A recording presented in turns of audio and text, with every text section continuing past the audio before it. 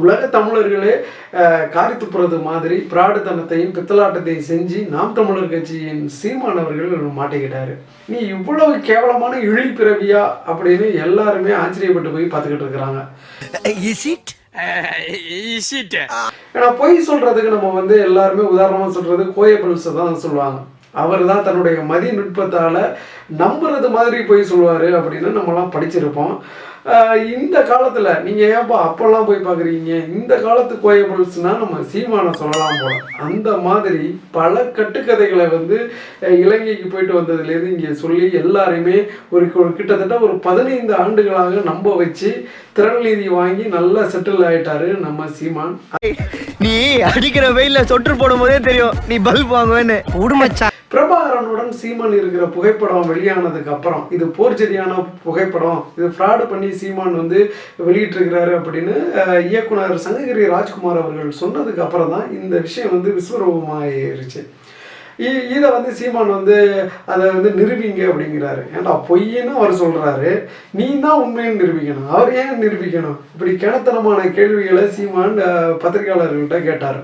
அதன் பிற்பாடு தற்பொழுது எள்ளாளன் திரைப்படம் ஒளிப்பதிவாளராக பணிபுரிந்த சந்தோஷ் அப்படிங்கிறவர் சீமான் பிரபாகரனோட புகைப்படம் எடுத்ததெல்லாம் உண்மைதான், ஆனால் அந்த வெளியான புகைப்படம் அது இல்லை, அது ஃப்ராடு பண்ணதான் அப்படின்னு வேற சொல்லியிருக்கிறாரு.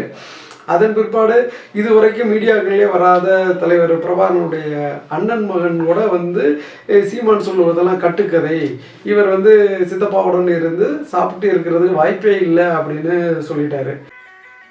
சந்தோஷமா நீ ஓனர் இல்லையா?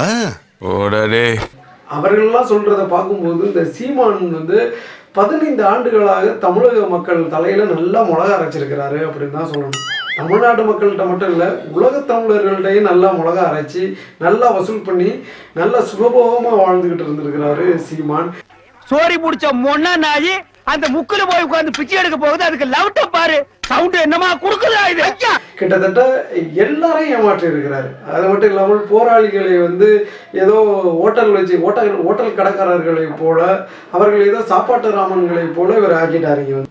சீமானை பற்றி அவர்கள் சொல்லும் பொழுது இந்த இட்லி கறி சாப்பிட்டது, ஆமக்கறி சாப்பிட்டது, அப்புறம் அரிசி கப்பலில் சுட்டு பயிற்சி எடுத்தது, அதன் பிற்பாடு ஆமை ஓட்டை போட்டு தலைகீழாக ஒருத்தர் பயணம் பண்ணது, இதெல்லாம் நடந்திருக்குன்னு தான் போல.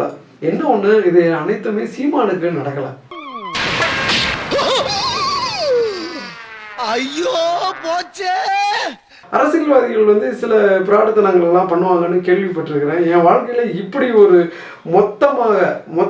அவன் சொன்னது அத்தனையும் ஃப்ராடாக இருக்கிறது, ஃப்ராடு பண்ணுற ஒரு அரசியல்வாதி யாருன்னா அது சீமான் தான். இந்த மாதிரி ஒரு மோசமான ஒரு அரசியல்வாதியை இது வாழ்நாளில் இது நாள் வரைக்கும் நான் பார்த்ததே இல்லை.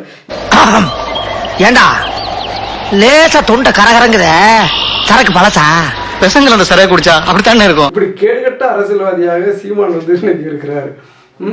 முரண்பாடுகளின் மொத்தம் உருவம் அப்படின்னு கூட சொல்லலாம். ஏன்னா இன்னைக்கு ஒன்று சொல்லுவார், நாளைக்கு ஒன்று சொல்லுவார். ஸோ இவர்கிட்ட இருந்து நம்ம கொஞ்சம் எச்சரிக்கையாக தான் இருக்கணும்.